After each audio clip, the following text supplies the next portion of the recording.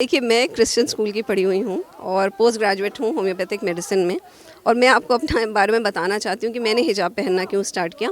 क्योंकि एक non Muslim लड़का था हमारे कॉलेज में, वो हमारा पीछा कर रहा था और वो ना नहीं सुन रहा था। मतलब मैं उसको मना कर रही थी कि मैं उसके साथ नहीं रहना चाहती हूँ, और वो ना नहीं सुन रहा था। इस वजह से मुझे मतलब अनअट्रैक्टिव दिखने के लिए और फैनेटिक दिखने के लिए उस वक्त मैंने हिजाब पहनना स्टार्ट किया था। किसी ने फोर्स नहीं किया, बल्कि मेरी फैमिली अगेंस्ट थी कि इस सब को पहनने की क्या ज़रूरत है। सिर्फ सर ऐसे भी ढक सकते हो या ना भी ढको, जब तुम्हारी पूरी फैमिली में कोई नहीं कर रहा है तो why do you have to do it.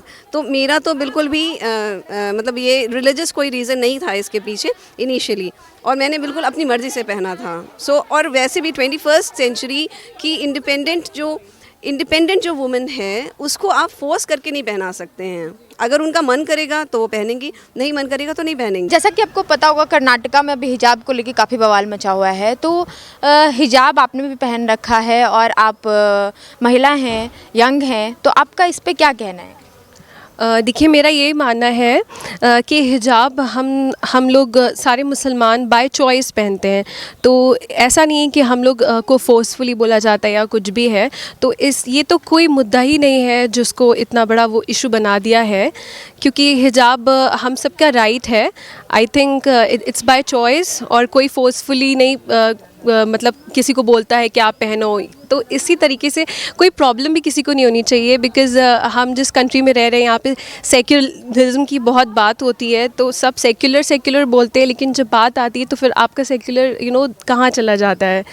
तो ये चीज़ है कि इसको इतना इशू नहीं बनाना चाहिए।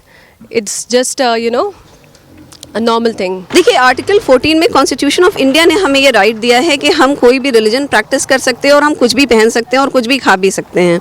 तो ये राइट हमसे कोई नहीं ले सकता है, और बाकी जो विवाद हो रहा है वो बिल्कुल यूजलेस है।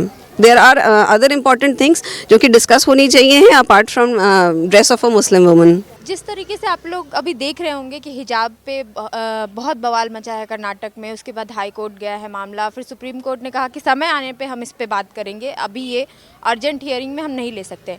आप लोगों ने भी हिजाब पहना है और विमेन हैं, यंग हैं, तो आप लोग बताइए कि हिजाब पे आपका क्या पॉइंट ऑफ व्यू है? देखिए, हिजाब जो है वो लिबरेटिंग तब तक है जब तक वे फोर्स ना किया जाए। ना ही किसी को फोर्स करने का अधिकार है कि तुम पहनो, और ना ही किसी को ये अधिकार होना चाहिए कि तुम उतारो। ये तो पहली बात है।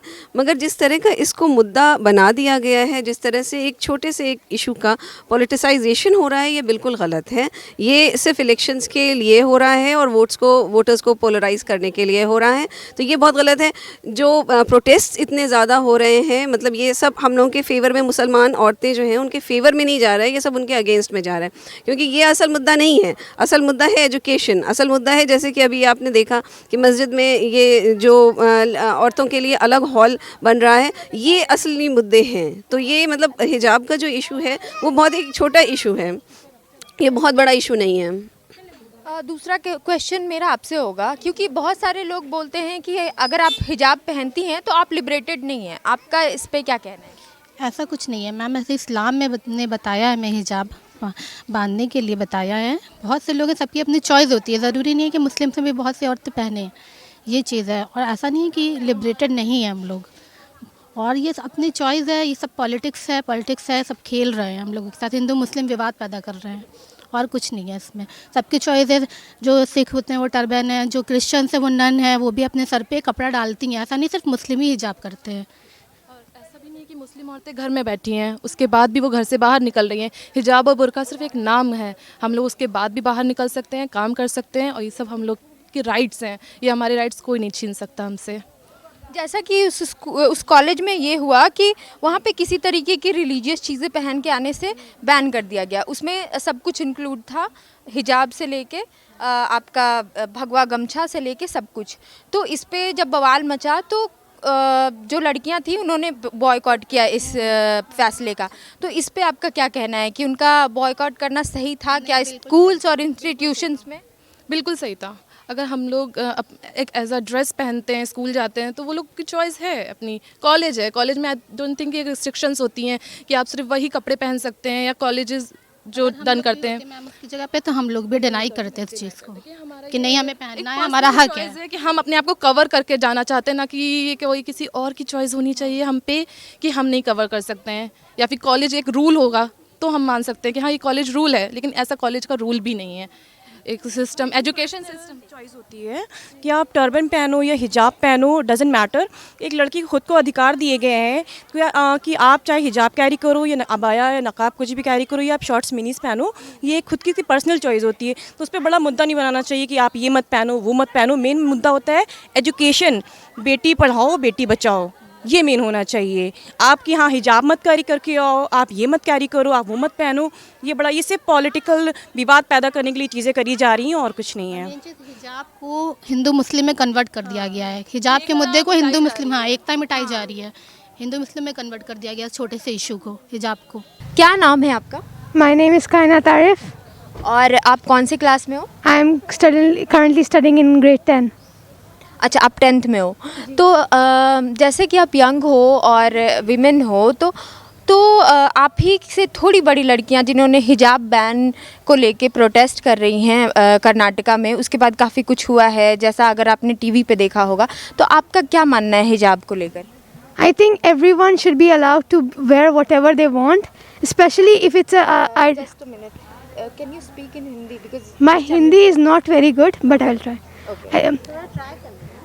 मुझे लगता है कि चाहे वो औरत हो, चाहे मर्द हो, चाहे कोई भी हो, उनको जो भी पहनना है उनको पहन लेना चाहिए, स्पेशली अगर वो कोई रिलीजियस आइडेंटिटी उनकी दर्शाती हैं। ये फ्रांस नहीं है कि जो आप बोल रहे हैं कि हम ये हमारी फ्रेंच सेकुलरिज्म नहीं है, हमारी वेलफेयर सेकुलरिज्म है। हमारी सेकुलरिज्म ऐसे है कि हम सारे रिलीजियस को एक्नॉलेज करते हैं और उन्हें रिस्पेक्ट करते हैं। तो अगर आप किसी को बोल रहे हैं कि you are denying education based on क्या पहनते हैं, तो ये बहुत बुरी बात है। और अगर लोग कहते हैं कि ये यूनिफॉर्मिटी मेंटेन करने के लिए, तो ये बस एक एक्सक्यूज़ है लोगों को और मुस्लिम औरतों को एजुकेशंस को डिनाई करने के लिए। So I am totally with the girls जो चाहती हैं एजुकेशन अटेंड करना चाहिए, चाहे वो क्या भी पहनती हैं, चाहे अगर कुछ बहुत सारी मैरिड वुमेन भी हैं जिनको एजुकेशन का मौका नहीं मिला था, अब पहन रही हैं, तो चाहे वो सिंदूर पहने, चाहे मंगलसूत्र पहने, उनकी रिलीजियस का आइडेंटिटी का एक एक्सप्रेशन है, and they should be allowed to do that.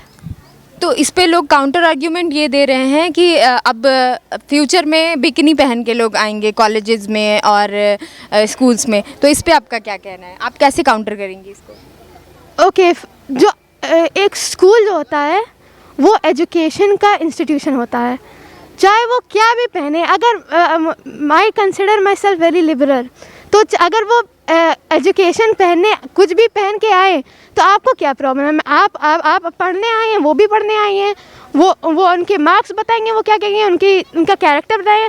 चाहे वो कुछ भी पहने, आप किसी को ये नहीं कह सकते कि आप मत आओ और आपको एजुकेशन और पढ़ने का कोई हक नहीं है। आप किसी को ऐसे कह ही नहीं सकते।